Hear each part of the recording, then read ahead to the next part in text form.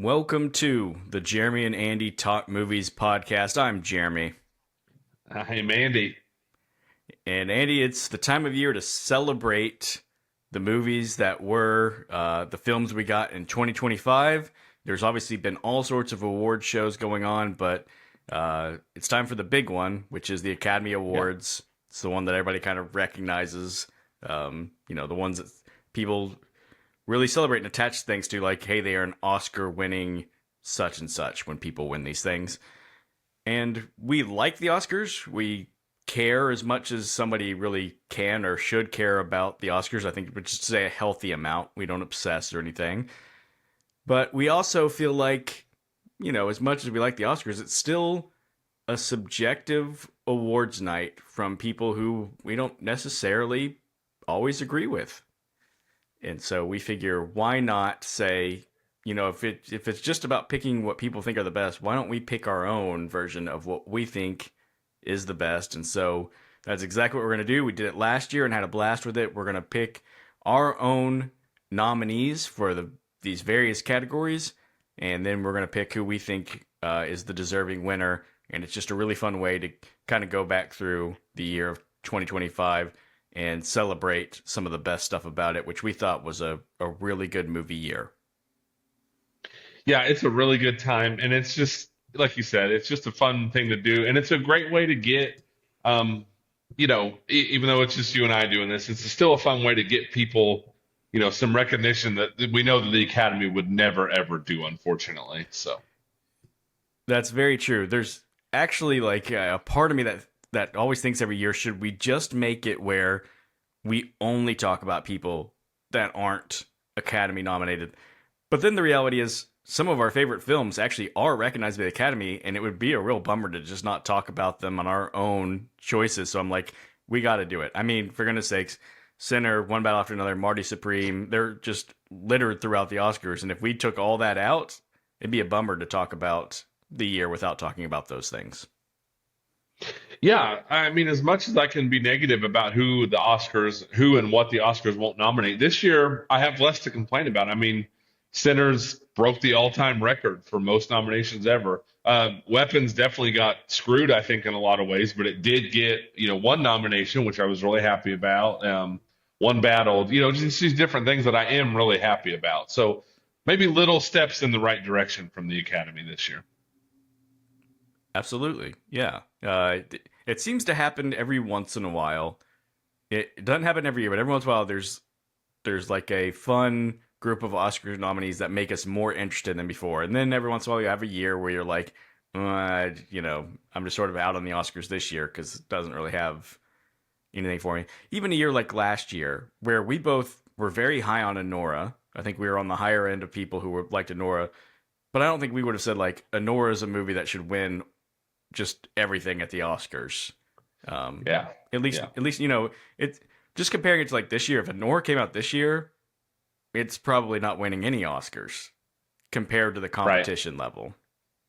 Yep, But absolutely. And then, yeah, the previous year we had like Oppenheimer, which kind of felt like a pretty safe bet that was going to dominate the Oscars, and it did. And not that that's a bad thing. I'm thrilled that Nolan got his much deserved Oscar. But this year feels, a little more interesting, and all of a sudden you got Sinners making an impact in some of these award shows going on prior to the Oscars. So it's definitely a more exciting year, I think, than in a while. So.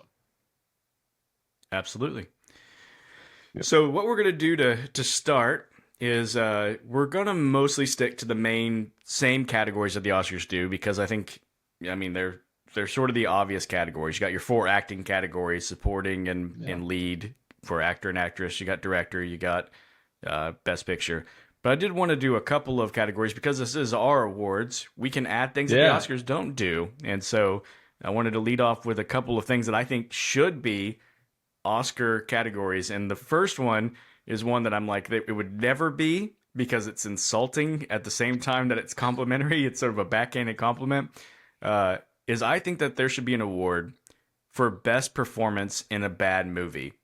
And the reason why I think that that is such a worthy award is what could be harder for an actor or an actress than to Yeah. be good in something that's bad all around them. Sometimes I think that it's, I mean, if you look at all the nominees that are nominated for best actor, best actress, or supporting, they're in great movies and they're surrounded by other people who are also nominated, and you're like, doesn't that sort of make the job easier if they're doing scripts that are nominated for best screenplays, directed by people who are best director and all of that? Sometimes there's somebody in a bad movie and I'm just like, they just need to be celebrated for the fact that they stood out against a bunch of garbage. That was a great idea on your part. Yeah. So I came up with a couple of or say with five nominees that I would nominate. I don't know if you had an opportunity to think through some that you might want I to did. throw out there. Actually, I technically came up with six, but I tried to everything I did. I tried to think what would be my final five. Um, so my we can just kind of back and forth if you want. My first Sure. nominee I threw out was somebody I thought it was actually the first person I thought of, which doesn't necessarily mean they're the person that I would pick, but it's the first person I thought of, and that was Will Poulter in Death of a Unicorn. Yeah. That was He's somebody on my that list. yeah, we talked about in the episode because we were just down on that movie all around, and it's like the one positive thing is we just kept saying, but Will Poulter, thank goodness he was in it because he was trying and being funny, and it was the only good thing in the movie. And so I just want Will Poulter to say, in a movie where Paul Rudd and Jenna Ortega and everybody else, these are talented people who we like, just fell flat. Will Poulter actually looked good. Yeah, he was really good and really entertaining in that movie. He was definitely on my list. Yeah. So what's one you got? I'm gonna go with our guy Tyreek from Him, which is just an all-time terrible movie. And I'm not even so sure that he's great in it, but I definitely think he's doing. He's better than the movie is for sure. And he's front row and center in an absolute terrible, terrible movie, just doing his best. I just feel so bad for that guy.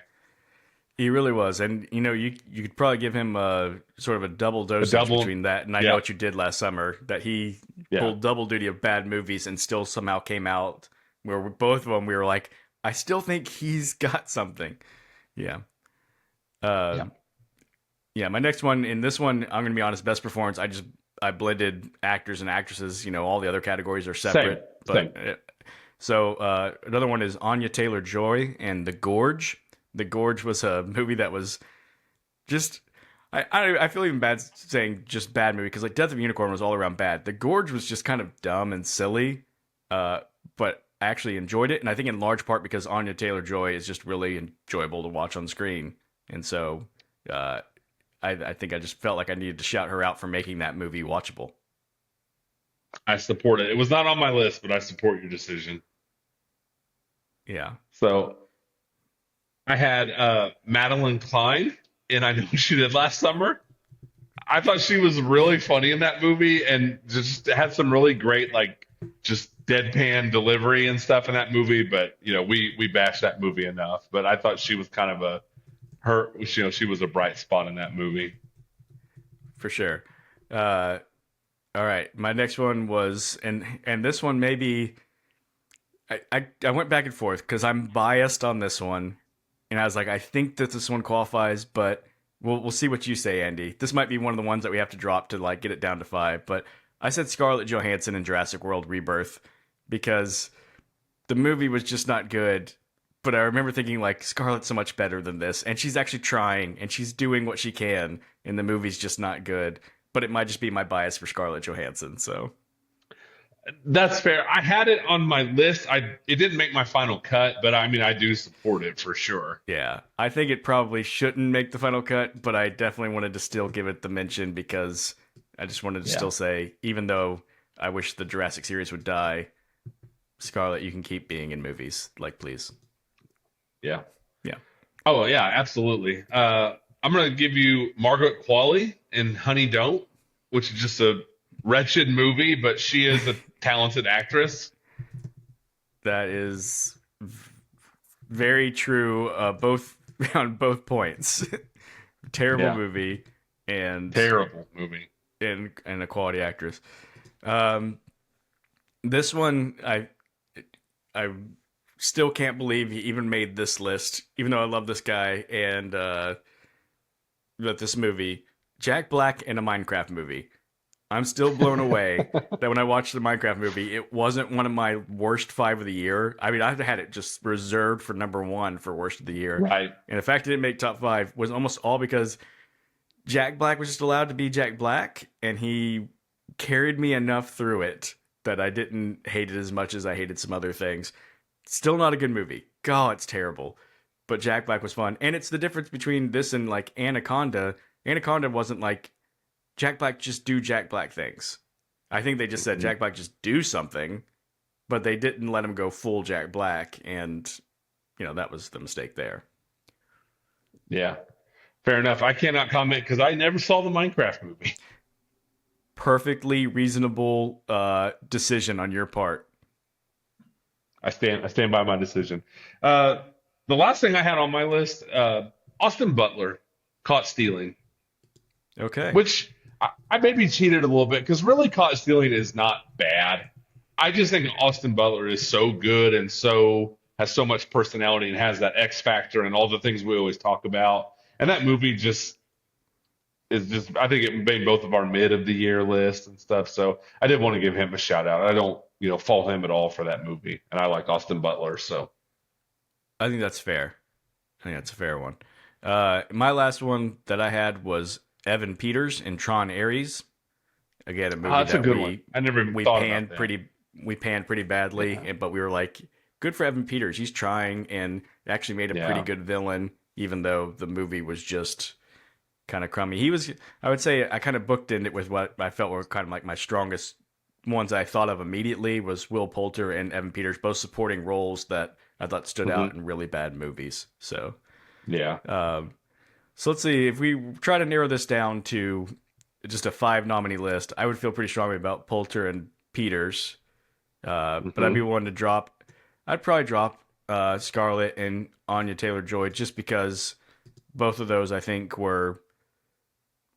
I don't know. They just didn't stand out as much. They're both just people I think I more like, and it has more to do with that than the actual like performance in the movie that they're in. Sure. Even though they Sure. both were fine, but it's just more of a I'm never gonna dislike watching them on screen. Um, that's not even just that sounds bad. I just mean they have a charisma. You know what I mean? They do. They do. Absolutely do. Yes. And Yes. the other thing that's fine. Okay. Yeah, that's fine But so if we go with if we go with Will Poulter and Evan Peters and we'll say Madeline Klein, I think that's a good pick right there. Thank And you. But we got to give Tyreek a little love because he we really like you said, he could be a double yeah, nomination. yeah, let's give Tyreek some love. I'm gonna say let's not do Margaret Qualley just because That's fine. Honeydote was so bad. I just It still is just abysmal. Yeah. yeah, I just feel like she didn't quite get out unstained in that one because That's a it was fair so point. bad. So let's see, we got to pick then between Black and Austin Butler, and since you haven't even seen Minecraft, let's take out Jack Black. So our final nominees then are Will Poulter for Death of a Unicorn, Evan Peters for Tron Ares, Tyreek for him, Madeline Klein for I Know What You Did Last Summer, and Austin Butler for Caught Stealing. I think that's a great list of people who were in movies that weren't very good and still came out looking okay. All right. Out of those nominees, Andy, what are you thinking for a winner? I'm telling you, Will Poulter jumps out to me. That's where I went. That's what I had as my pick. So I think we'll give it to Will Nice. Poulter. I think a very deserving winner because, once again, Yeah.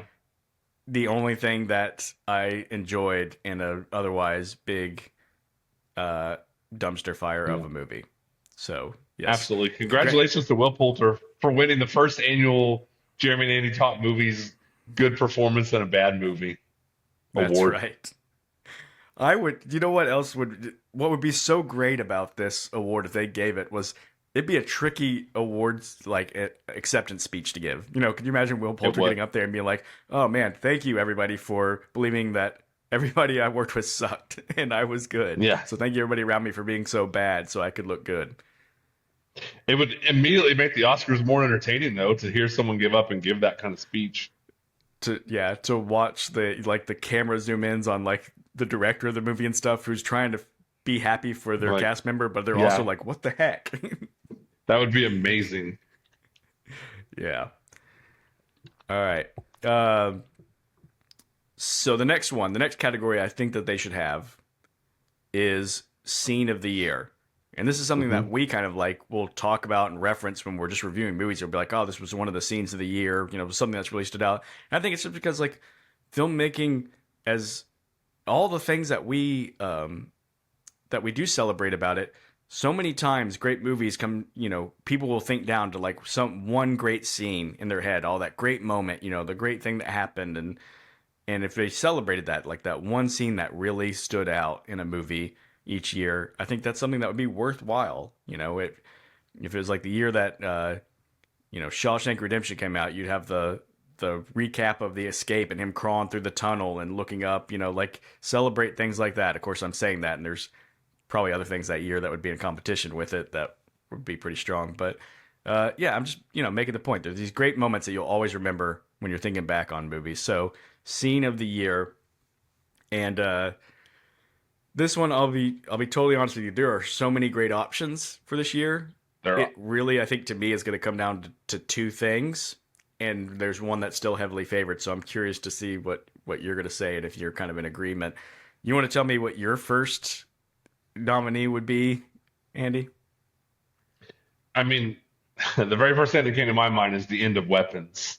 The when the kids are chasing Aunt Gladys and the amazing camera work, the switch, the quick switch into almost comedy, slapstick comedy with some violence. It's so satisfying. It's phenomenal.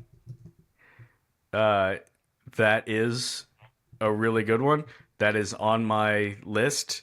Uh, and actually, the crazy thing is about weapons is I had a hard time picking exactly which scene I would choose because I was like, Yep. that Same. probably is the go-to one. But I actually thought of a couple different ones. I was like, but what if it's that one?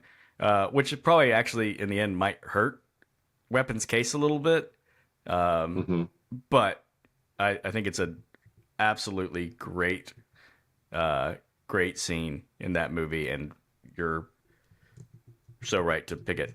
So my first one that I'm going to throw out there is the plane chase from Mission Impossible: The Final Reckoning. Yeah. Just one of the all-time amazing feats in filmmaking and action set pieces. Uh, it's just unbelievable still that they made it, that Tom Cruise is still alive after making it, It is. and it's one of those ones. And I almost feel bad because the submarine scene was so good, and if it wasn't for the plane scene, the submarine scene would be a very worthy nominee. But the plane scene was just even up a level from that, and it's like single handedly to me redeemed a movie that just wasn't going very well. And yet I went to the theater and I sat through the whole movie twice. The second time mostly just to see the submarine scene in that plane sequence again. And when it got to the plane sequence, I was like, I'm so glad I did this because I needed to watch this on an IMAX screen twice. Yeah. You could just say what you just said, and I completely 100% agree. It was on my list. It's phenomenal. And like we've talked about a million times, made so much better by the fact that as much as he can, Tom Cruise is actually doing all that stuff. Yes, absolutely. Yeah. So also Uh, on my list. nice. All right. What else did you have? I had I'm just going to call it kind of like the past, present, and future of music scene from Sinners when the juke joint is burning and we just get this wild, inventive, creative, unbelievable looking and shot scene from Coogler. It's just phenomenal. All culminating in kind of going up through the roof that's burning, and it's just really, really impressive. Yep. That was the next big one on. That's honestly what I was thinking of as one of the two that I thought would be the highest contenders. And I wrote generations of music, so I basically said exactly what you said: past, present, future of music. Yeah. Just an incredibly inventive scene, crazily well shot. I still don't know how they quite navigated through that, especially when they were shooting with apparently gigantic IMAX cameras. And yeah, it was just a really. It's a scene that like everybody knows what you're talking about when you talk about the scene in Sinners. I would like see that Yes, conversation on social media. That people would just reference the scene and be like, you know what I'm talking about. absolutely. It's so amazing. It's such a it's a great example of just taking a big risk in a movie and that risk paying off and working exactly, I think, like they intended it to work. Absolutely. My next one, and this one, okay, so I feel like the ones we've said so far are probably pretty universally acceptable. I think most people like movies. If you throw those out there, those would be like, yes, three great scenes. This one is probably a little more personal to me, but it just was one of my favorite of the year, and that's in Wake Up Dead Man, the Knives Out story, and it's the scene on the phone where our main character is talking to the lady trying to get information, and they're really caught up in the pursuit of like the information of what's happening. And then she's talking really slow. He's like, I can't get off the phone with her. And then she says, "Will you pray for me?" And his whole body language just shifts, and he realizes like, oh no, I've been caught up in this thing too much. And then he spends this long time talking to her on the phone and praying for her. And it just like was a big. I mean, no secrets here. We're both Christians, and it was like a very impactful moment as Christians. Like, yeah, we do kind of get caught up in things in life all the time and kind of forget what's important. And it was just one of the best displays of that I've ever seen on film. And so that was one of my favorite moments of the year. And I wanted for our awards. This is one of those like this is our awards. I want to nominate it. Also on my list. Yes, look at that. Such such an incredible scene, and that really kind of took a risk too in a way. It could have just really brought the movie to a screeching halt because this is a detective story and we want that forward momentum, and this really takes its time and pauses, and Josh O'Connor just shines in that scene, so it was absolutely on my list. Yeah, I'm. That makes me so happy that you also had it. Yes, That's sir, that's I so did. cool. All right, you got some more nominees for us, or another one for us? I do, and I will admit that this is ridiculous, but this is our Okay. awards, and I wanted this movie to have some representation. I wanted to put Hard Eyes somewhere, and I Okay. love the drive-in movie theater scene where the Hard Eyes Killer is chasing our heroes kind of throughout the drive-in movie. And this is going to sound really gross when I describe it, but they finally do kill him, and then the Olivia Holt character just vomits all over like the dead body of the Hard Eyes Killer. And of course, it sounds disgusting, but it's played for laughs and it works really well. And I know this is a ridiculous nomination, but I just have such a love for Hard Eyes, and I wanted to give it some representation. Fair enough. My next one, Andy, I thought you would appreciate because it's along those same lines. And this was another one where I could have picked maybe a couple of different scenes in this movie, but this is the one I thought I wanted to was girl gets trash compacted in Final Destination Bloodlines, and it's So mainly good. because the whole build up where she explains like this could have happened and that the ball could have bounced over here and it could have and it's so ridiculous and they just laugh it off and then that exact sequence of things happens and knocks the girl into the trash can and gets picked up by the trash truck and it's so silly and ridiculous and kind of in the right spirit of everything the Final Destination movies are supposed to be. And we laughed a lot about it. We talked how much fun that scene was, and I just thought that deserved a little shout out. I love it. And I actually, just so funny, I just rewatched that movie a few nights ago, and that movie is just great.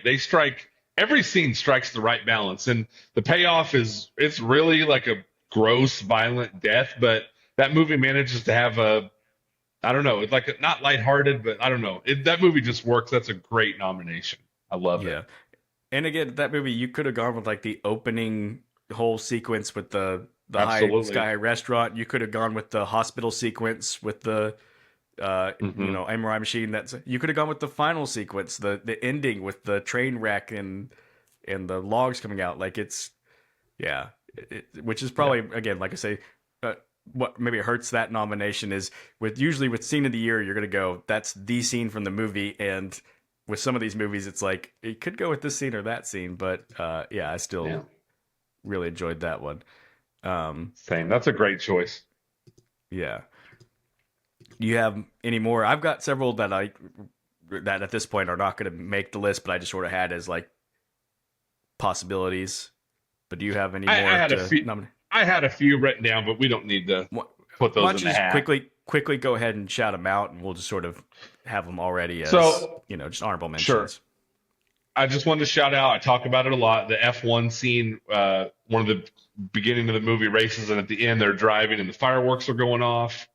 Love that. In Absolutely. Warfare, yeah, in Warfare when they're trying to get out of the building into the tank and a bomb goes off, that was just a real like, kind of like take your breath away type of scene. Um, I had a, I, uh, I did, I did kind of flirt with throwing out the scene in Superman where Mr. Terrific like puts Lois Lane in like this protective type of bubble and he's fighting these bad guys and like your cool James Gunn song starts playing like that. I just thought that was a really cool, memorable scene. Yeah, those are all good ones. I had Yeah. the I had the I forget what the technical term is, but I basically said the water bridge chase in 28 Years Later, a movie that we didn't even Yeah. like very much, but I thought was a cool scene of them running across that Hmm. bridge, being chased by that alpha. I had the grenade fight in Ballerina, which again, Ballerina, Yeah. you could have gone with maybe when she had the flamethrower or something like that. But I just remember that we were really high on that. Like when she just all she had was grenades, and she's just fighting and like shielding from it. It was really good stuff. And then Yeah.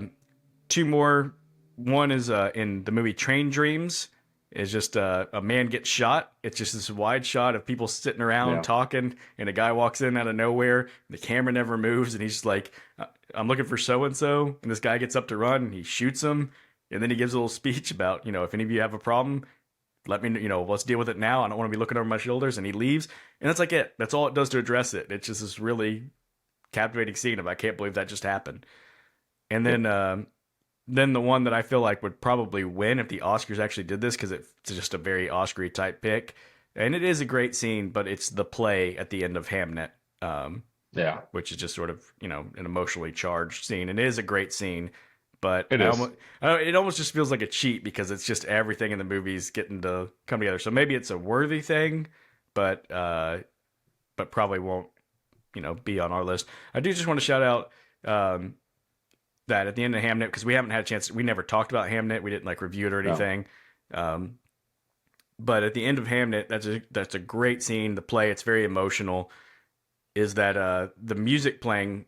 I was listening to it, I was like, man, it sounds like very much like it's about to break into the theme from the movie Arrival. Like it's really got that sound. And then it breaks out into the theme from Arrival. And I was like, oh wow, that just is the theme from Arrival, and it's fitting It's perfectly wild. here. It's just funny that like I just heard like sort of the opening notes and knew it was going that way, and then it turns out like of course it's the same composer, and he was just reusing some of his own material. Where he's like he was probably like this is the best emotional thing I've ever written, so let's use it here in this very emotional scene, so it will pay off, and it did. But I just It wonder does. how many It people works. watched that and would have known that that was reused from Arrival. It's a All really right, cool tidbit. yeah, so our final nominees, I think, are going to come down to the Plane Chase and Mission Impossible, the Generations of Music and Sinners, the Will You Pray for Me scene in Wake Up Dead Man, the kids chasing Gladys and Weapons. That means we have to pick between Hard Eyes and Final Destination Bloodlines, Andy. And I'm going to make you be the one Yeah. to make that choice. And I'm going to guess you're going to go Hard Eyes since that was the one that you actually I said. I think your So, Final Destination choice is better. I really do. do you? I do. Okay, all right. Yeah. I'll take it, but that is a tough choice. I hate to choose between the two, but Yeah. I think that's a great list of nominees. Wouldn't you love to watch those things get like honored and Yeah. them just playing little clips from the scenes at the Oscars and everyone just being like, "Yeah, great scene in the movie." All right. So as much as I love all our nominees, this is one where my choice is just going to be running away, unfortunately, for the other nominees is the Plane Chase and Mission Impossible. That's how I feel about it. I don't know how you feel about it, Andy. What are you gonna pick? It is thrilling. I mean, personally, I would probably pick that scene from Sinners, but the Mission Impossible franchise is very important to us and to this podcast. So I love the idea of it winning an award. Yeah, I that's where I kept going back and forth. I was like, Sinners has the scene that sort of like for movie purposes is sort of the scene of the year. There's a reason why Sinners is the most nominated movie at the Oscars, not just this year but all time, and this scene is critical to it. And so it's almost like the one that should win. And I was like, in any other year, it'd be so easy to pick it. And it just happens to be going against what I think is one of the greatest action set pieces of all time. That was Yeah. kind of like the whole spirit of this award to me is like a scene that redeems a whole movie on its own. I don't know. It's just like it's totally two totally different approaches. The best scene in a really good movie, or scene that's so good it makes the movie. Yeah, it's I I support it. yeah. I mean, maybe we should just say it's our award show. We can give out a The there could double be a award. tie. We can give out two winners. Yeah, you both win. Let's let Mission Yeah, Impossible have it because it gets bonus yeah, points, like I said, for 60-year-old crews literally hanging off of an airplane. absolutely. And let's be honest, uh, it's the only thing that it's winning on our awards today. So Oh, Sinners absolutely, might absolutely. have a chance to get some more representation. So I support all it. right. Not that we have to be brief or anything, Eddie, but man, I'm looking at going, we've already gone 30 minutes somehow. We haven't even talked I about know, the actual awards. So we have too I much know. fun doing this. I hope everybody else is enjoying this too. So I think we'll go a little faster now because we're into the categories Yeah, that are the real categories. But I yeah. don't know. We still may be slow. So let's talk about best supporting actress. Let's go there. Okay. And I just want to say that I want to leave it this before we even get into the actual categories. When we did our reaction to the Oscar nominees, which was not that long ago, I was like, man, I have not seen. I at the time I had not seen any actress in a leading role performances, and I had Yeah. seen I think just I'd seen three of the five supporting, uh, but I've now seen all of them. I've seen all the movies that had Oscar acting nominations for them. So I feel like very well informed. That doesn't mean they're going to show up on our list, but it just makes me feel better about my list that I can be like, I've seen what they said are the best. Here's what I think are the best despite that. So just wanted to throw that out there. All right. So talking about best supporting actress, I'll just start throwing some things out because I think one that we probably both are going to have on here is somebody who was nominated for best supporting actress. The amazing thing was we're going to nominate her for a totally different movie, and that's Elle Fanning, who was nominated for Sentimental Value, was great in Sentimental Value, but we freaking loved in Predator Badlands. Absolutely, absolutely. And yeah, she kind of she did the thing that was actually sort of a theme on the year of playing dual roles, where she was playing, Hmm. and of course she's playing an android, but she's like a twin android where there's two sides to these androids, and she's playing the one who's the more bubbly, happy personality that's tagging along with our main predator, and then she's playing the villainous one that's more calculated and going against him, and she doesn't have legs for half the movie, and of course, Ah, yeah, she just really, even though she's an android, she's like the one that humanizes the whole movie and makes you really like lock in with it. So it was one of those performances where Elle Fanning's been around for a while, and I've kind of like always known she's good, but it's like, oh, I'm an Elle Fanning fan now after watching this movie. 100 billion%. Such a great performance. She is so good in that movie. I'm proud to have her as a nominee. Yes. All right. Who is your first uh, nomination? So I had Elle Fanning. I'm going to agree with the Amy Madigan from Weapons nomination. Absolutely on my list. Okay. I'm going to go Haley Steinfeld from Sinners. Um, I thought the woman who did get nominated for supporting actress in Sinners is great. No disrespect to her at all, but I think I think Haley Steinfeld got overlooked in Sinners. I think she does a great job. Okay. Yeah. I have Odessa Azion from Marty Supreme. I was a little surprised she didn't get nominated, but we both really enjoyed her in Marty Supreme. And I thought, yeah, it was one of the kind of like easy choices for me after watching that movie that I was like, she really stood out. That was another one where I'm like, okay, I'm a fan of hers now, especially when you reminded me that I also liked her in Until Dawn. So, Yep. uh, Yep. she pulled off double duty last year, was really good in both. Yep. On my list also. I really cannot believe she didn't get a nomination for that movie. Yeah. Do you have another one? My last one is Glenn Close for Wake Up Dead Man. She was on my long list. I didn't ended up including her, but that's a very solid choice. And we talked about it when we watched the movie that it might be one that we thought maybe would have a chance, especially because we thought the Academy likes Glenn Close and she's never won, Yeah. so maybe she'll get recognized. Um, so I have also Inga Ibsdottir Lillies from Sentimental Value, who actually did get nominated. That was just Hmm. actually a really good movie, and I thought her performance was really good. And so that's one of those where I was like, yeah, I've just got to give it to the Oscars. I think they made a right choice with that one.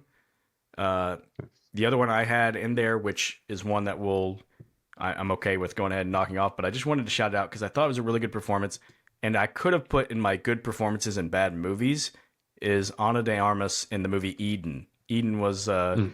a movie that really nobody saw, even though it was a Ron No. Howard movie with a lot of star power, and it just didn't work. I get why people didn't watch it. It wasn't a very good movie, but I thought Ana de Armas was really good in it, playing this lady who's basically kind of a con artist trying to just like make things happen by acting as this heiress who's going to build this hotel on this island but doesn't really have the resources. And uh, it was just, I thought, a very good performance in a very bad movie.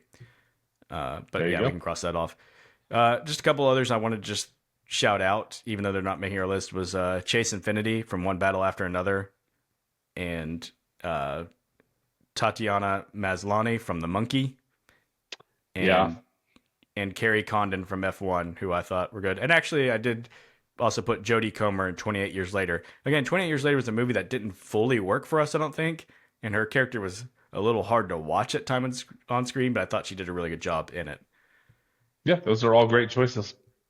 Yeah. So let's get back to our actual list of nominees. So we've got six. We've got to narrow down to five. I think Elle Fanning, Odessa Zion, Amy Madigan are three like that we both had on our list, so they're Yeah. shoe-ins. Um, then we got Glenn Close, Haley Steinfeld, and Inga from Sentimental Values. And I don't know where we trim off. I hate to say like we got to knock somebody off that list. Did you happen to ever see Sentimental Value? I have not. Let's go ahead and we'll knock her off the list then, since you can't speak one way or another about it. So she's getting plenty of love from the Academy anyway. So that leaves us Sure. with, yeah, Haley Steinfeld and Glenn Close is our final two. I have no idea which way you'll go with this. Which one are you gonna vote for as your pick? As much as I want Amy Madigan to win, and I think there's a chance she might win the Oscar, I'm going Elle Fanning, man. I just thought that was such a fun performance, and I love Predator Badlands. And how cool would it be to just say, like, someone won a supporting actress award for Predator Badlands? I support it, Andy. Let's do it. Elle Fanning for Heck Predator yes. Badlands. I It's the love it. type of performance that we talk about all the time. Like the Oscars will never recognize it, but like, just why not? You can't tell me that Why? was easy. You know, like why can't somebody be great in a movie like that? Absolutely. I'm all for anything that would, break down those doors. So yeah, I love it. Yep. All right. Best supporting actor. I'll let you go first on this one, Andy. One of my favorite performances from last year was Sean Penn in One Battle After Another. That's a one I definitely agree with the Academy on. Yeah. I figured you would, and I had him on my list anyways, but I was like, I bet I could go ahead and put him in, bold because Andy will definitely have him on there. I have Alden Ehrenreich from Weapons, who plays the cop in the movie. I Hmm. kind of went back and forth. I was like, I definitely want to nominate somebody because there's so many great performances in there, and you could have gone with Austin Abrams, who plays the druggie. You could have gone with oh my gosh, why am I blanking on his name right now? Our main kind of guy from the movie who Oh, Josh Brolin. Josh Brolin. Josh Brolin. You could go with Josh Brolin, and Yeah. but I just for whatever reason I always thought that Aaron Reich was doing sort of the best like sort of subtle stuff in that movie, and I really enjoyed that performance. I went with Austin Abrams from Weapons. Hey, you know what? Perfect. Because I had a hard time. I don't mind having both of them on there, honestly. Me neither. Yeah, my next one was David Johnson from The Long Walk. It's somebody that we really sung the praises of him when we reviewed the movie. We talked about how good he was in Alien Romulus, and then following that up with The Long Walk was just a really great sort of 1-2 punch that's made me go, I'm all in on David Johnson. On my list. I love it. Yeah, he's great. He's so great. And, I really went back and forth whether he should be actor or supporting actor. And then I was like, well, he's basically sharing, splitting the time with Hoffman. So I just threw him at supporting actor, but he's great. I think it's one of those tricky ones, but it's almost like Pitt and Once Upon a Time in Hollywood, where it's like he's really a co-lead, but you can really credit the other guy as the lead, so you can get away with supporting. Yep. Yep. I had Adam Sandler and Jay Kelly. Okay. He was on my long list. Nice. Didn't quite make my cut, but it was very close. I had Delroy Lindo from Sinners. And another one where like I kind of went back for I was like maybe we should throw out Miles Canton because he was so good, as sort of he's actually technically probably the lead. That's another one sort of category fraud, but Michael B. Jordan's the one who's getting the lead love and is like maybe Miles, but I just love Delroy and he's so good and I'm so happy that he actually is a nominee. And I'm still curious if he actually has a chance because it really feels like it's Sean Penn's for the actual Oscars, but I don't know. We'll see. I don't either. I feel like it might end up being Delroy, because he doesn't have an Oscar. Sean Penn has 2, I think. So, but he's on my list as well. Yeah. Plus, you never know if Sean Penn might accidentally split a lot of votes with Benicio del Toro, and then, allow Delroy to sneak in there. Absolutely. Yeah. So I just shared that one. Do you have another one? Nope, that's my list. Okay. My final one that I nominated was Jai Courtney from Dangerous Animals. Dude, and, I thought about it. Yeah, it was once again just sort of like I just need him to be on there, even though maybe it's not the right answer. I just needed to have him on there. He's so good in that movie, and that movie was so fun and entertaining, and he deserves it just for that scene where he's dancing around in his underwear and just a robe. Yeah, Yeah, he's incredible. With a bottle of whatever he's drinking in his hand. Yeah. Oh yeah. So my also considers were Benicio del Toro from One Battle After Another. Obviously, was you're making tough picks when you're choosing between him and Penn for that movie. Josh Brolin for Wake Up Dead Man, and then the one that I thought was if you could do little cheats, which I mean we could decide we could do little cheats on our awards, but I didn't. But if you could do little cheats, I would do a combo Jacoby and Noah Jupe from Hamnet because they are brothers who play. Jacoby Jupe plays the actual son of Shakespeare, Hamnet, that dies, and then Noah Jupe plays him in the play Hamnet, and is made to look like him, and they're actual brothers in real life. So they're kind of like doing the same part, but as in different representations. And I thought they were both actually really good. I thought about either one of them as being a nominee, and neither one of them quite got there. And I was like, if you could put them together, what a powerhouse that would be. Yeah, that's a really good choice. Just wanted to shout that out. So we've got our list right now. Looks like Jai Courtney, Alden Ehrenreich for Weapons, Delroy Lindo, Sean Penn, David Johnson, Austin Abrams, and Adam Sandler. We got to trim that down by 2. And I'll tell you what, I will concede Ehrenreich for Weapons, and if we keep Austin Abrams, and then I think it really comes down to we probably got to drop either Jai Courtney or Adam Sandler if we're keeping. I'm fine to drop Lindo. Adam Sandler. Okay, and I get like some people may say, uh, drop David Johnson from The Long Walk, but I'll be totally honest with you. Here's my transparency right up front. David Johnson from The Long Walk is my pick. I imagine you're gonna go with Sean Penn. Sorry to speak for you, but you've just said that all year and been consistent about Yeah. it. So, Yeah. is that in fact your pick? I'm imagining you didn't change your mind last minute. It is my pick, but I do not hate the David Johnson. I mean, we both sang his praises when we did that episode. So, Yeah. So, what I'm okay with doing is saying that Jeremy and Andy Talk Movies, the official pick is Sean Penn because it is a great performance. It is deserving. But I'm going to let the world know that my heart was with David Johnson, and so no problem with that. yeah. Well, Andy, we said we're going to pick up the pace, and we still are going. It's been 15 minutes since I said that, so that's all right, though. Hey, this is our podcast. We get to talk a long time about movies that we like. So That's right. I can try. I can try and speed it up. I mean, we can try, but I really don't even feel like we're moving that slow. There's just so much to say. All right, Best Actress. You want to throw out your first nominee for Best Actress? Yeah, Sophie Thatcher in Companion. Definitely on my list, man. Definitely on my list. So good in that movie. Yeah, so good. And that's exactly what I mean when this is a great chance to give someone recognition that the Academy never would. She's phenomenal.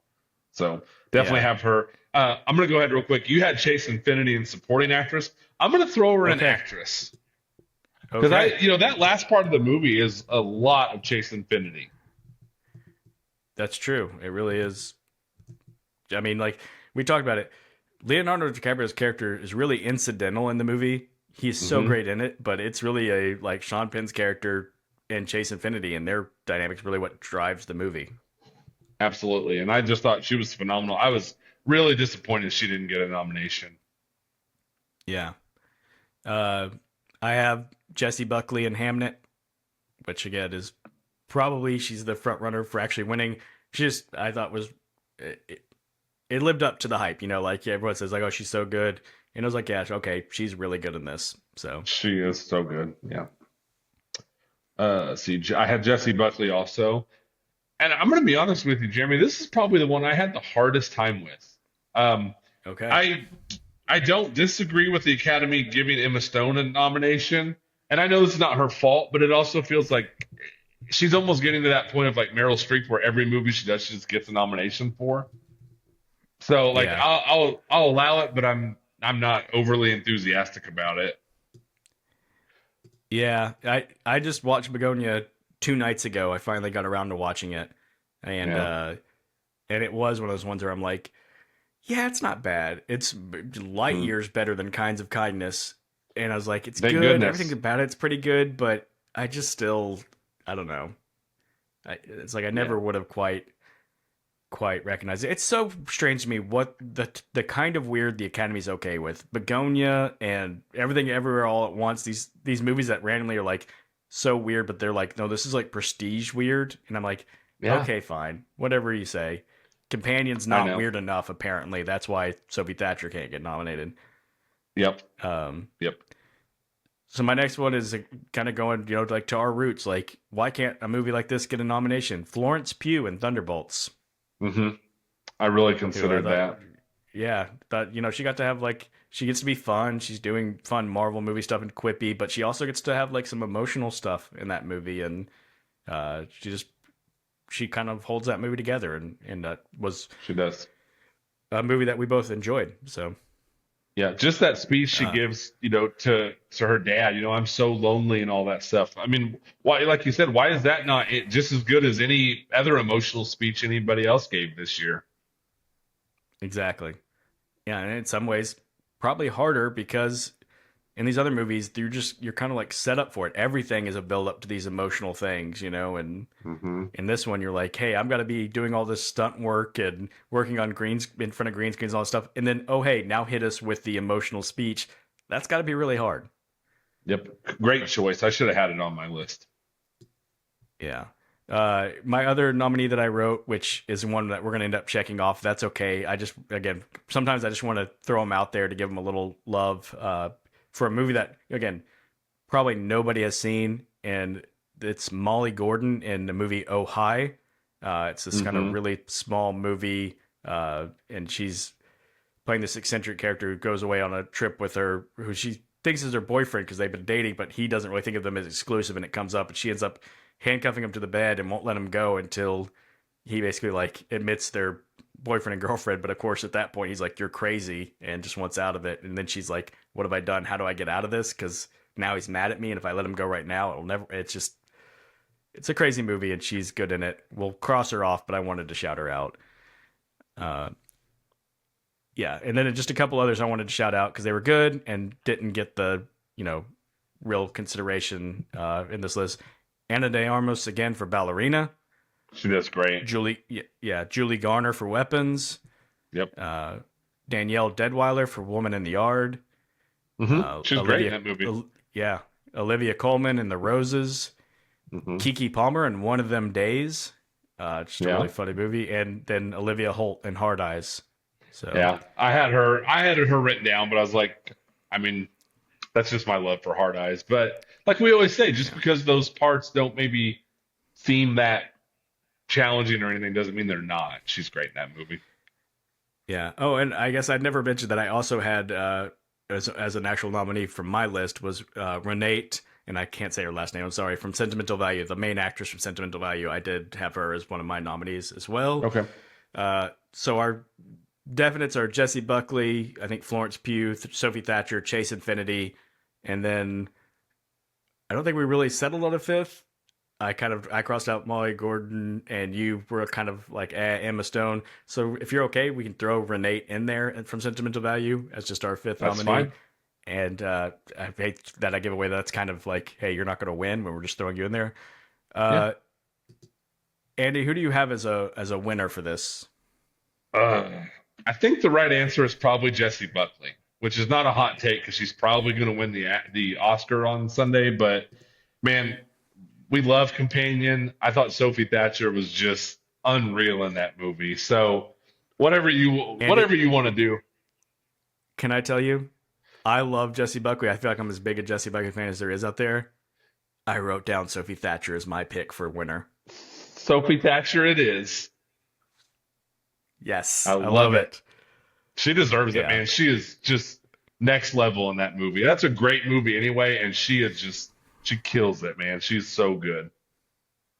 absolutely. All Yeah. right, best actor. There are going back to just like it being a good year of movies.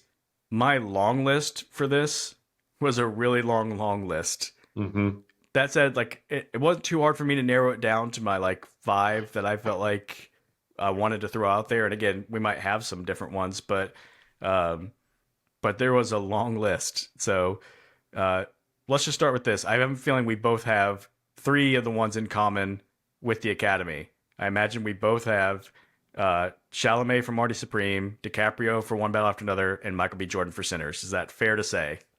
That is accurate, correct, and fair. Okay. That's I figured as much. I mean, that's we talked about it. Sometimes the Yeah. Oscars on it, and those were three of the best performances, and so fully deserved. Um, I added Brad Pitt to that list for F1, just hmm because we talked about like sometimes you just got to show up and say like, "Hey, I'm a movie star, and I make this look effortless," but not just anybody could show up and do this. And so I just thought it was the best. Like, hey, I'm a movie star, and I make this look cool. Performance of the year. Also on my list. Right on. Perfect. Now, this is probably the swing spot that we may or may not finish out the same. Probably not, but who did you have as your fifth one? Josh O'Connor. It's the same. That's who I had as my fifth. That's He's so good in that amazing. movie. He is so He's good so in that good. movie. But man, that's incredible that we had the exact same five. I mean, I guess it's not that surprising because there's three that were It's kind of pretty lost. cool I though. thought we might both have Brad Pitt, but yeah, Yeah. that's awesome. Did you have any honorable mentions you want to shout out before we pick our favorite from our actual list? Yeah, Clooney for Jay Kelly. hmm Yeah, I I thought that would felt have been very deserving. yeah, I felt bad for Clooney and Dwayne Johnson for The Smashing Machine, both of ones who I thought maybe had a chance to get in Yep. there from the actual Academy and didn't. Sort of along those lines, Joel Edgerton was somebody I thought had a chance for Train Dreams and didn't make it in Hmm. there. Yep. I had Yeah, all these written down. yeah. Who else did you have? Anybody else? I kind of stopped there because otherwise I was kind of Okay. starting to veer a little bit off course. So I stopped there. Yeah. I strongly considered for a moment, and there was just no room for him. David Cornsweet and Superman, because I just thought he Hmm. was so good Yeah, in it. he's And a again, it's a great guy who Superman. like the only history I had with him was being the bad guy in Twisters. In a Yeah. very small role, and so watching him go from that to this. Actually, I guess he was also in Pearl, the part Hmm. of the X trilogy. But Yeah. Yeah. uh, yeah, and then I'm just gonna run through this list of shout outs. Michael Fassbender in Black Bag, Theo Hmm. James in The Monkey, Cooper Hoffman in The Long Walk, um, Steve Coogan in The Penguin Lessons, Benedict Cumberbatch in The Roses, Hmm. Killian Murphy in a movie called Steve, which again, hardly anybody watched. I think it was just like on Right. Netflix or something. He plays this school teacher. Brendan Fraser in Rental Family, and then I Hmm. just have to shout it out, even though it's totally different than anything the Academy would recognize. Our guy Tom Cruise in Mission Impossible: The Final Yeah. Reckoning, if for no other Yeah. reason than he acted while flying a plane, while doing stunts on the plane, while filming the sequence. So yeah, um, All great choices. yeah. But it gets down to our list of nominees, and I'll be honest, Andy, this one is super hard, and I'm curious to know where you're gonna go with it, where what you would pick as your favorite. Man, Jeremy, this is tough. This is really, really tough. I think I'm leaning towards Chalamet. And that is no disrespect to anybody else. I mean, MBJ is phenomenal. And I think there's a decent chance he may pull out a win on Sunday. But I don't know, just something Yeah. about that Chalamet performance. I think the hard thing for the Michael B. Jordan case is I feel like this is probably his best chance ever. Whereas Hmm. Chalamet feels like he's gonna have more opportunities. For I mean, sure he is. no disrespect to Michael B. Jordan, but Chalamet is just I think a little better actor. Like in Hmm. the sense of like is gonna he's gonna be nominated for a lot of different roles. Jordan's probably the better like movie star, or as far as like he's kind of got that Brad Pitt thing where I can just show up and make Oh, this look yeah. effortlessly cool. Yep. Um, yeah, I honestly I kind of defaulted to Brad Pitt probably just because he's my guy and I couldn't choose, so it's like you kind of default to your guy. But Chalamet's probably the right answer. It probably was the although I still kind of keep going back to that. Like I keep thinking, as good as he was, wouldn't Shia LaBeouf have been better in that movie? And it almost like taints taints the like ability for me to Sure. go like. So am I giving Chalamet a reward for a movie that I keep looking at and going like, wouldn't LaBeouf have been good? By the way, that is by far the most response we've ever gotten to any of our little breakout clips. It's Yeah, got that really like got people. Yeah. 2,200 likes on Instagram or something like that. Tons of Yeah. You comments really. and shares, and I was like, Yeah. people feel strongly about Shia LaBeouf apparently. So yeah, Apparently. You really struck a nerve with people. yeah, apparently. I wish I knew how to do that more often, but Right. I don't apparently. Yeah. All I right, so mean, yeah, the we'll go bottom with line is, Chalamet. and that's fine. This is just a win as a category. I mean, all these performances are just phenomenal. Yeah, it's there's just certain years we talked about it where it's just heavyweight performances all around, and you go like in Hmm. other years, there are there are years when any one of these performances would have been an easy winner, but they're all up against each other, so only one can Yep. win. Yep. A great category. Yeah. Best director. Um, this one I feel like is probably pretty close to chalk too. I mean, at least for what you would expect from us. We may go 5 for 5 on this one. We'll see. We might. Uh, so um, I had I want to throw out there just kind of immediately because he didn't get recognized from the Academy. Zach Krieger for Weapons. Absolutely. It's on my list. I figured as much, and I thought it was very deserving. I'm assuming we both have Paul Thomas Anderson for One Battle After Another, Correct. Ryan Coogler for Sinners, Correct. and then did you have Josh Safdie for Marty Supreme? I sure did. Okay, so we're 4 for 4. So my question is, who did you have as your fifth, Andy? I don't know if we'll be 5 for 5 because I have our guy Joe Kaczynski for F1. Andy, that's who I have as my fifth one. Yes, that's amazing. This guy, That's so good. just because you're making these crowd pleasers does not mean you don't deserve to be nominated.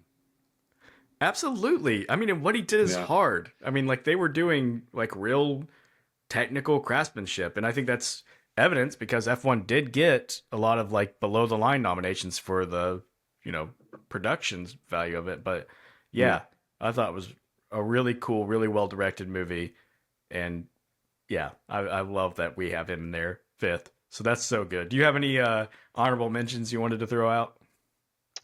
Alex Garland, and then he co-directed Warfare with another guy who's I hate to say it, but his name is escaping me right now.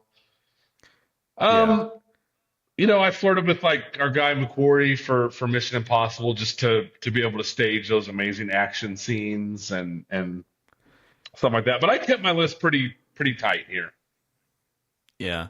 Uh, I just threw in there that Chloe Zhao for Hamnet and Hmm. Joachim Trier for Sentimental Value, who were the other two nominees in the actual Oscars, that they both did a really good job, even though like they weren't going to be my nominations. That just kind of want to shout out like, hey, I think they were worthy.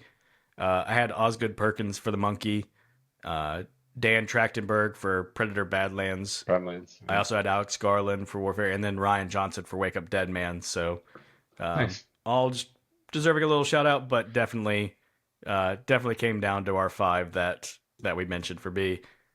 Another one where it's like I'm just like painstakingly trying to think of who deserves to win, and so I'm curious to know what you think, Andy. Boy, to me, this is just a battle between Krager and Ryan Coogler. And I think just because of my love for weapons, I think I'm just kind of leaning towards Krager. And just to balance, when you can balance the multiple stories all converging together, kind of like we just talked about with The Bride, which is a very different movie, but like trying to converge these different plot threads and it doesn't work.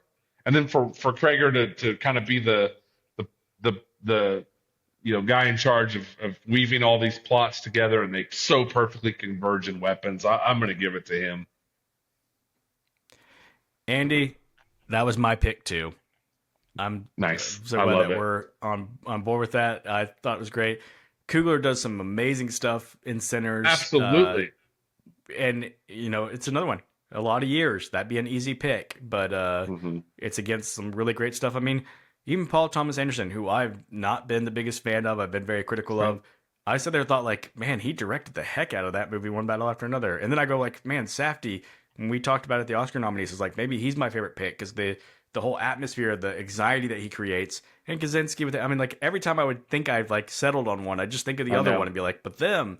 But yeah, I think Krieger is a wonderful pick to just say we'll give it to him. I love it. All right. That brings us to Best Picture. I guess before we do Best Picture, I just wanted to give a little window here because I didn't really go into any other ones, but I didn't know if there was any categories we didn't cover where you just like, even if we don't have a list of nominees, you're like, in that category, that thing should win. So I guess I should just throw out there, like, when it comes to score, I've said all year that Sinners has got to win for Best Original Score. That's a And I gimme would to say me. for best original song, of course, I know like apparently this K-pop Demon Hunter song is huge and might win it because I still don't even know what the song is, but I'm just like I can't believe anything from Sinners not music related is anything could be Yeah. Sinners and all of its music stuff. So yeah, just give Sinner all the musical awards, and then I would say for sound, uh, Warfare should win all the sound awards because we talked about when you watch that in theater and all the sounds of the action sequences of the bombs or not the bombs like the planes going over to like just sort of Yeah. sonic boom sound and quit like so yeah, I didn't know if you had any others like that you're just like I didn't have a whole list of categories but just in that category this thing. Yep. I agree completely. Are we doing screenplay? See, I didn't do screenplay. That's probably the Okay. big one that I'm surprised I didn't do. I would just But say weapons for original screenplay. and that's probably where I would go to. And probably why I didn't make out the long list is because I was like, I know that's where I would go. eventually is and it weapons. gets so confusing what's adapted and what's not. So I didn't really mess too much with that. Yeah, it does. Can I just say the one thing that kind of shocks me is One Battle After Another is nominated for Best Adapted Screenplay. And like it the one thing that bothers me about that is you keep hearing story after story of like them figuring out what the scene is and where they're going like on set and like working with the actors and like Del Toro showing up and having this idea of the like the underground tunnels and they just shut down production for a couple days while they set up this whole sequence. And it's like that's so cool that they do that. But then why are we giving it a screenplay? Didn't they just basically throw out the screenplay at that point? And I know it's the screenplay is messy. It's so messy. Yeah. It is. But anyways, yeah, that'll bring us to the big one. He'll bring us to Best Picture. I did list out 10 nominees. I don't know if you also did, just because it was so easy to get to 10. It was so easy to get to 10. And I've got some cuts that really hurt me, like hurt my heart to have to cut to get it down to 10. So it was so easy to get to 10, and then I cut my list down to 5. I guess maybe I'm just old school. Yeah. Yeah. Okay. For the longest time for me, it was always 5, and I just went with 5 this year. Oh my gosh. We could try to do that, but man, you're just gonna make me hurt my heart even more as we. It's all right. You do whatever you need to do. All right. Well, Andy, why don't you tell me what your 5 are? Just go ahead and give me your 5, and I bet you they're probably all on my list anyways. So, Sinners, One Battle After Another, Warfare, Weapons, F1. Okay. So, actually, not all of them are on my 10, which is crazy. Nice. Warfare was number 11. It was the hardest cut for me. It's the one like I sat there and I painstakingly thought through whether or not to keep it or not. So we'll definitely throw it in there because if it was my 11th pick and it's in your top 5, it's right in there on our overall list. So the movies I had that you didn't, I'm going to go through this and try not to repeat anything anyways. I had Companion because it just was one of my favorites of the year. I had Hamnet and Sentimental Value, 2 movies that were actually nominated. Just Hamnet's such a weird one to categorize because I'm sitting there going like it's the most emotionally like gripping and compelling movie of the year. Like you're gonna feel the most in Hamnet, and I'm like, what does that mean? Does that necessarily mean it's like so good? You know what I mean? Like how do you compare it? Like you're gonna walk out and really have felt something. It's just so different than any other movie in that regard that it's hard to know where to rank it. And then Sentimental Value, I was a big fan of. I just thought it was a really great story, really well acted, and anyways, it was another one I don't know how to categorize when I'm watching it. I'm like, it's so entertaining. It's such a different way than all the other ones. But anyways, we'll probably knock out those 2. Just because as good as they are, they're not quite Jeremy and Andy Talk Movies style picks.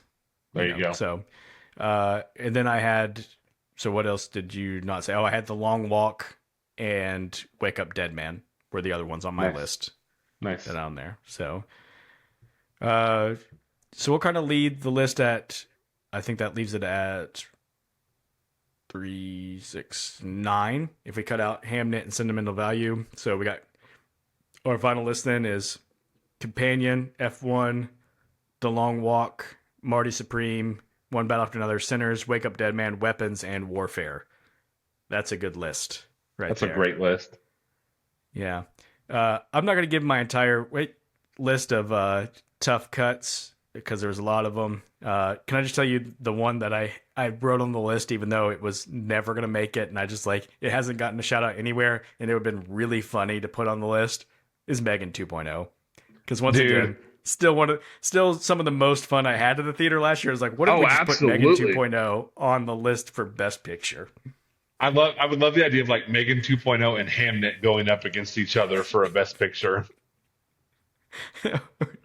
Would be so funny if they had the Megan like doll like in the audience and they're zooming as Jessie Buckley and then the Megan doll and it's like which one's gonna get picked. That would be amazing. So funny. Andy, this is the one part where I feel like this might be a little anticlimactic because unless we've changed our minds, We did do our favorite movies of 2025. Yeah. And we both picked the same movie. And so when it comes to Best Picture, I imagine we're going to call it the best movie. Is it? Is that what we're Weapons. going with? We're going That's with what I'm Weapons, going man. with. Yeah, we are. Yeah. And just such a close second goes to Sinners, just because I feel like it's such an accomplishment and such a win for original horror, mainstream, Michael B. Jordan, Coogler, everybody. So I mean, a really close second. But yeah, Weapons was my favorite movie of the year, unquestionably, and so therefore, to me, I wanted to win Best Picture. Yeah. And it's the type of thing where you look at it and I go, it's a worthy Best Picture. Like some It years you is. have a favorite and you kind of like, I kind of get why this isn't a Best Picture winner. You know, F1 was my second favorite movie of the year. I listed, but I get why it's not a Best Picture winner. Hmm. But Weapons, like, it kind of has everything. It's got that originality. It's got the creativeness. It's got the acting. It's got the little bit of weirdness and uniqueness you never see. Like, it's got kind of everything that a Best Picture winner would have. And I still think maybe the reason it didn't get more nominations is that Sinners might have just been the movie on that corner for the Oscars. Again, not to say that you can't have both. I don't know why they couldn't have both, but I just think they might have said, like, Sinners is kind of that, like, crowd pleaser that is also, you know, really well done, and so we don't need both. I don't know, but yeah, Weapons was just that for me. I thought it was really well deserving. Absolutely, and I think you might be right. I think Sinners maybe took a bit of Weapons shying away, but really, I mean, what a year when both of those movies are out in the same year, and both original, and both were big financial successes, and just a absolute win right there. Yeah, and once again, just go back to like I cannot emphasize this enough because it's just true in any sort of level of competition, even sports. It's not just about how good you are; it's also about how good your competition is in that given year. You know, and Yeah, do you have that right window of opportunity to win? Because I don't mean it as a bash on Honora, but if Honora came out this year, it would have been on lower on my long list. It would have even made my list of like deserving winners. I don't think there's any chance that Nora ever beats a One Battle After Another or a Marty Supreme, or Sentimental Value or a Hamnet even. Like all these movies I yep, think would have shown Nora if they were in the same year, but Nora just didn't have the same competition. And all these movies were now after battling against each other. So yeah. you got to I make mean, if tough nothing picks. else, you do, and if nothing else, doing this. Not that I already didn't know this, but yeah, like you said at the beginning of the episode, what a year 2025 was. So good. Yeah, Such a good movie year. Uh, Andy, this was a lot of fun, man. I it love was going so through. fun. I do want to just go back through and recap by just saying who all we gave awards to throughout this process. It's been a while. Hey, it's been like an hour if you've been with us since we gave out our first Yeah, award. We we gave Will Poulter the award for best performance in a bad movie in Death of a Unicorn. We gave Mission Impossible: The Final Reckoning the plane chase scene of the year. We gave in Best Supporting Actress, we gave Elle Fanning for Predator Badlands. For Best Supporting Actor, we went with Sean Penn in One Battle After Another. Kind of a shout out to David Johnson in The Long Walk. yep. For Best Actress, we went with Sophie Thatcher from Companion. For Best Actor, we went with Timothy Chalamet and Marty Supreme. And then Best Director, Zach Krieger for Weapons, and Best Picture, Weapons. I think that's a What an great slate award of winners. show. I feel great. Yeah, I do too. absolutely. So if any of you want to get your actual trophy from us, just have your people get in touch with the podcast. We'll Yeah. ship it out to you right away. You know, Yep. We'll get it sent out to you for sure. yeah. And then if you guys have been listening to us, we really appreciate you sticking with us all the way. Yes. This is a great opportunity we always say we like audience participation. Let us know what you would have picked in any of these categories. What would you have liked for any of the acting performances for Best Picture? What would you have done for Best Performance in a Bad Movie or Scene of the Year? I'd love to Hmm. hear some feedback on that. Absolutely. And yeah, we'll like you kind of be anxiously watching and seeing what happens at the actual Oscars and who gets to say that they're the actual Best Picture winner from a year like this year. Yep. All right. And then we will see you guys soon with whatever it is that we do next after this. It always feels, sadly, like a little bit of a letdown, though. Once we get these big episodes out of the way that we've been Yeah. looking forward to so long, it's kind of like, oh, man, it's got to be a whole year before we do this again. but we will I do it know. again next year. So Absolutely.